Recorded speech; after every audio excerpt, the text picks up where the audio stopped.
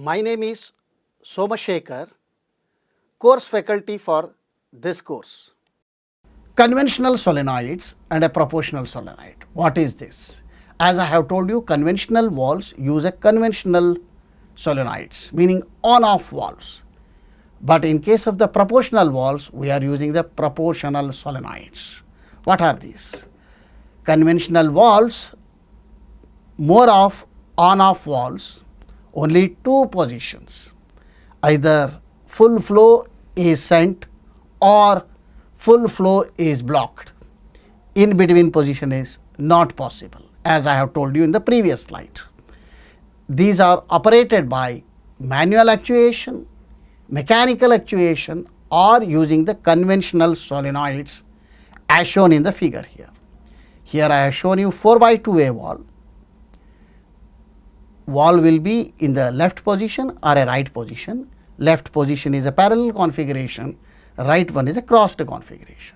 This may be achieved by using any type of actuation, either a manual actuation or a mechanical actuation or a solenoid actuation. What for it is? To moving the spool either to the left or to the right to send the flow in the parallel configuration or a crossed configurations. To move the piston and cylinder in the linear actuator either left to the right or right to the left. Similarly, in the rotary actuator rotating in the clockwise direction or anti-clockwise directions. The solenoids are rated for 12 volt DC, 24 volt DC or 110 volt AC or 220 volt AC. What is this? In case of AC solenoid coil, the initial current drawn by the coil before the beginning of the movement of the coil is very high and is known as the inrush current. Please note, once the spool has moved to the spot, then the coil draws the current at a lower level of amperage and is referred to as the holding current. In case due to some impurities in the hydraulic coil, the spool gets stuck and is unable to move to the required spot, then the coil will continue to draw the higher inrush current. This higher inrush current for a longer duration can burn the AC coil. In case of the DC solenoid coil, the solenoid draws current at a constant level and is designed to handle this steady level of current for long durations. Hence, DC coils are more advantageous and used more in mobile hydraulics. Referring to the figure below, it consists of 2x2 single solenoid and 4x3 double solenoid. Conventional valve what I am showing you here. It also shows the cut section model of the 4x3 for port connections, how it is. Now we will see friends here, this is a 4x2 valve. The middle position is a parallel, P is connecting to A, B is connecting to T. When the solenoid is actuated, it will shift to the crossed configurations. When it is de-energized, what happens? It will go to the null position. Null position is this, P is connecting to 2, B is connecting to 2. It is the single solenoid. Now you will see down here 4x3, 3 positions are there, you will see. Middle one is a null position, is achieved through the spring at the spool where all ports are blocked. Then left side solenoid is there S1, right side solenoid is S2. When you will energize the S1, it will shift to the parallel configuration to send the flow, or when you will energize the right solenoid, it will jump to the crossed configuration to send the flow. all are on off valve, remember. But you will see here, when you are using the digital, meaning it is the conventional valves will work with the low. Low means no current to the solenoid. That time it is in the null positions. When you will give the current input digital, what it will jump to the high, meaning 24 volt. What happens here? The full flow. When there is no voltage input, the zero flow. Zero flow means if it is in the 4/3 double solenoid, what I am showing you. This figure is for this. When you will give the 24 volt, full flow is going to the actuator. This is a way, same thing what I have shown you here. The null position here, A is blocked, B is blocked, P is blocked, T is blocked through the strip springs. This is a 4/3 closed center neutral. Here across the configuration you will see A is connecting to T, P is connecting to B. This is a spool. This spool is moved either to the left or a right through the solenoid S1 and S2. Very simple it is. As we can supply the current to a particular solenoid, the spool gets shifted to specific position and divert the flow to the actuator and the tank. But in case of proportional solenoid valves, metered flow is possible, because here the controlled spool position is possible through the varied current to the coil.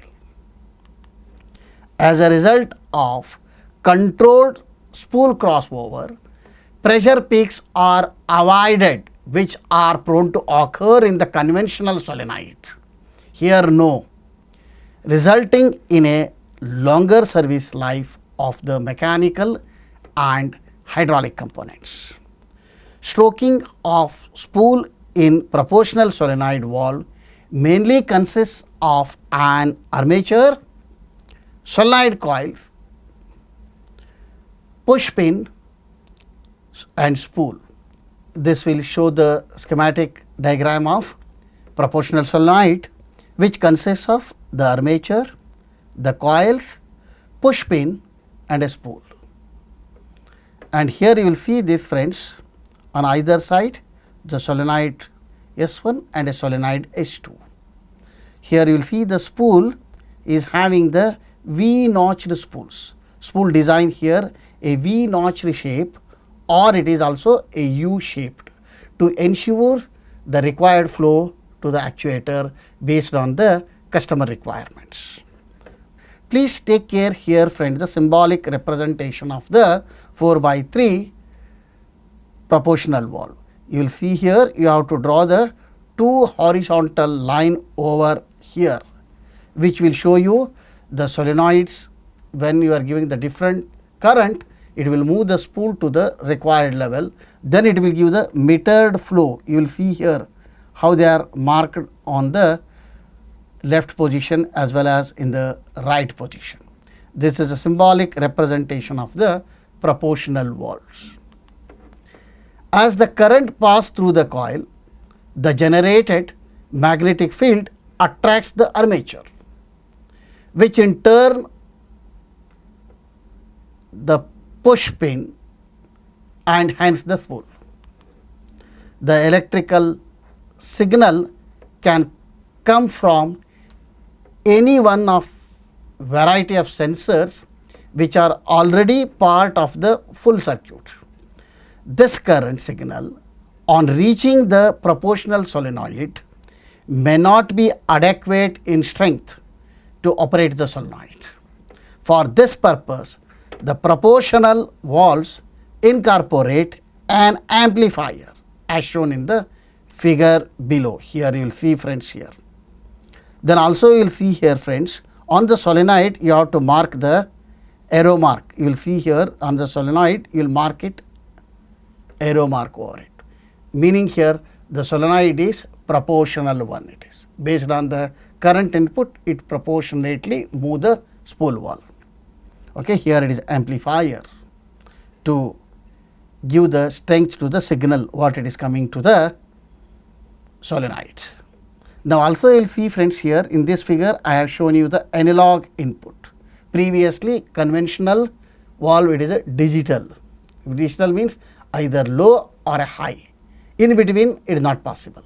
But you will see here the 24 volt how signal is varying, analog signal, which will results in when there is no current, no flow.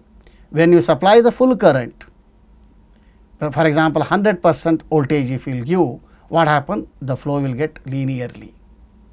Slowly it will go based on the current input. See the characteristics curve for the flow versus time. Also the voltage input versus T to the solenoid coil. An amplifier containing the device specific electronic circuitry has been designed for each type of proportional unit. These generally include voltage stabilization stage, ramp generator, function generator, command signal potentiometer, command signal relay, pulsed output stage. But due to the limitation, I am not touching any of the electronic circuitry to drive the spool valves. So, by varying the current to the solenoid coil, the spool can be moved to any position within its stroke or a maximum travel length. Flow rate is proportional to the input current. This kind of control on the spool movement naturally helps us not only in the direction control, but also in flow and pressure control of the fluid. So, we have three categories of proportional control valves available commercially, namely proportional pressure control valves, proportional flow control valves, proportional directional control and a flow control, both in one unit. That is, the use of proportional directional valve eliminates the need for a separate flow control valve, as the same valve can be used as a directional control valve and a flow control valve.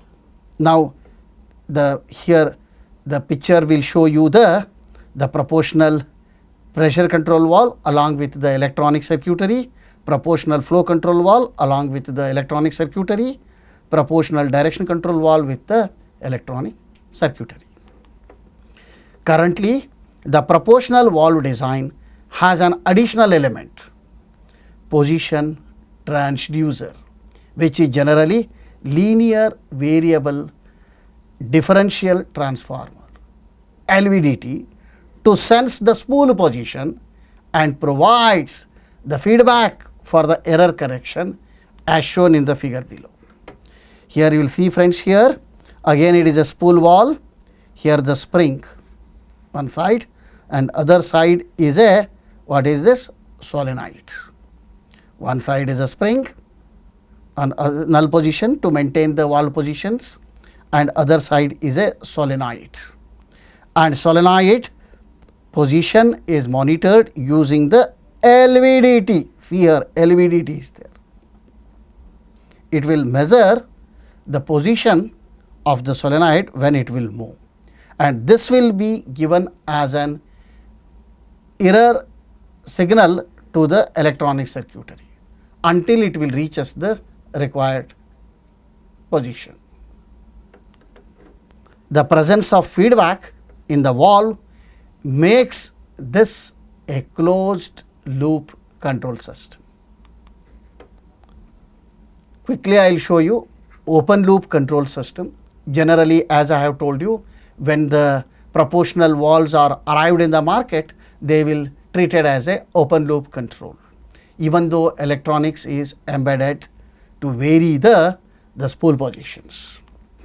Referring to this figure here, I am showing you here a cylinder and load.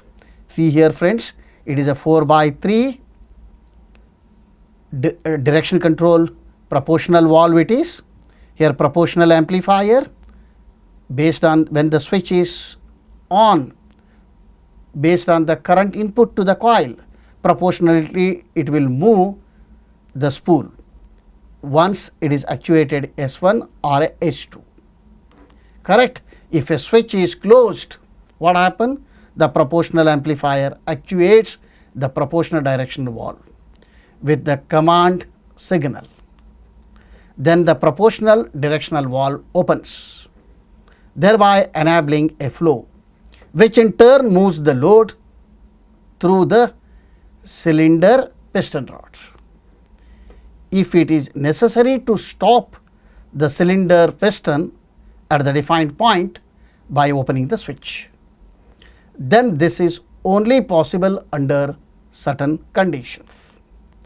The reason for this are the proportional valve switching characteristics varies with oil viscosity. The valve pressure drop varies due to losses in the pipes, which are dependent on the viscosity.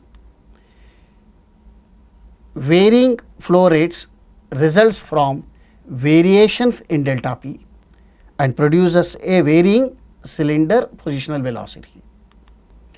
The deceleration distance is dependent on mass moved and a positional velocity. All are related terms, friends. See here, the variables mentioned above all affects the open loop control. Here there is no feedback from the actuator to the proportional amplifier.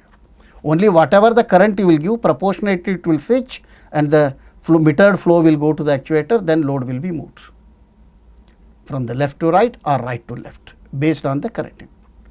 But no guarantee whether it is moved or not because of the many reasons here. Closed loop control system.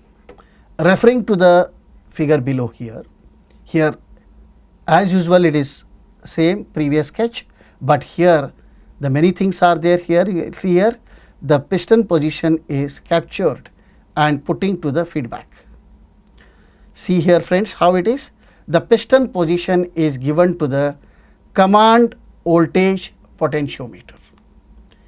Actual piston position is measured and is fed back to the feedback potentiometer as a voltage.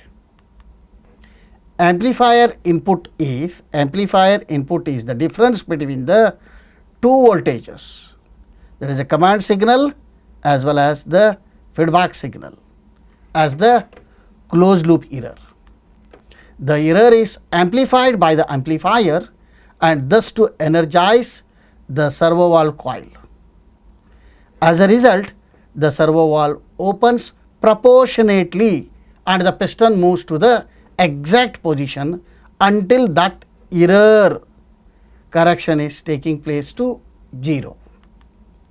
During this process, the error becomes smaller and smaller, and despite amplification, less current is available to the servo valve coil. This means the servo valve gradually closes and therefore the piston slows down.